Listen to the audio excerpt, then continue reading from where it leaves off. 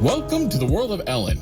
Elin is a JRPG developed by La Frontier designed after their cult classic game Alona. Alona was an RPG Maker game released back in 2007 and was developed into 2010, where then the game took a life of its own. With the source code released to the masses, third-party developers were able to create mods and customizations to the point that it would be affectionately called a sequel, or at least a 1.5 version. With the advent of Alona Plus, Alona Omake, and a litany of other versions, the prodigal developer NoahCat came back under the banner of La Frontier. La Frontier took all the major content from the major mod packs and then added them to the base game of the sequel, Elin. Elin was then put onto Kickstarter and then released to Steam in early access in January. I usually don't review games in early access because a lot of things can change, and ultimately if the game is stopped being developed, that's where the game ends up. With Elin, however, you can sink at least a minimum of over 200 hours and barely scratch the surface with the pure amount of content that you can do within the game.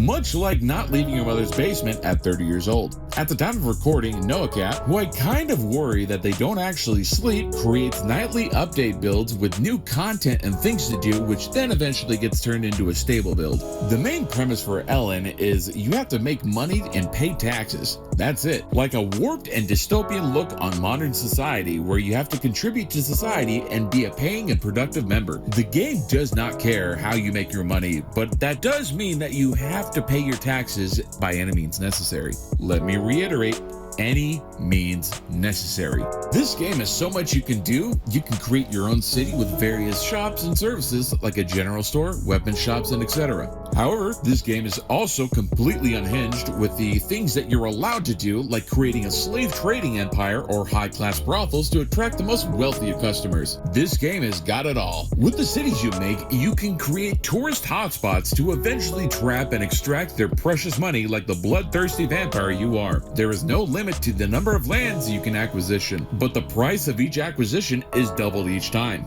With farming, you can create and designate farms to provide produce for your cooking or other products for your production. You can also sell them like in other farming games. You can also, like some sick twisted version of Pokemon, use your residents for breeding to have the strongest followers possible. If you need some inspiration or want to see what others have created, there is a system in place like in Animal Crossing New Horizons that you can see other people's creations via moon gates. Let's not forget about the player-made custom content either. This game supports Workshop. You can imagine how much content the game can get with new monsters, NPCs, accessories, and what have you that you can add to your game to spice it up even more. If you want to play this game like a JRPG where you autistically stat grind and try to get the best stats possible, you can. If you want to mutate yourself into a Lovecraftian horror beyond human comprehension and gene splice yourself into a creature that you can no longer be considered human anymore, you can.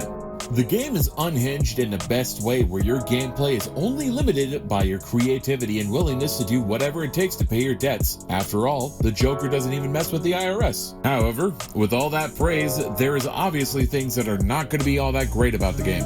Let's keep it real. This is going to be a Wikipedia game.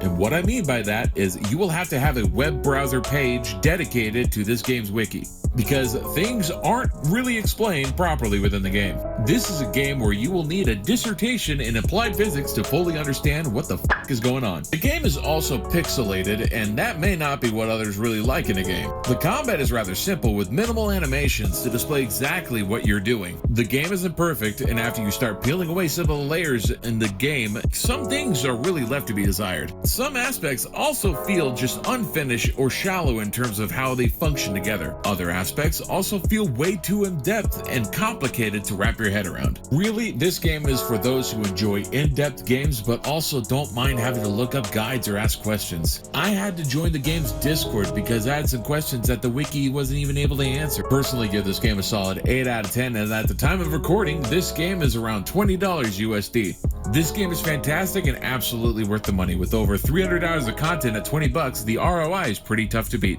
Just remember though, God is always watching.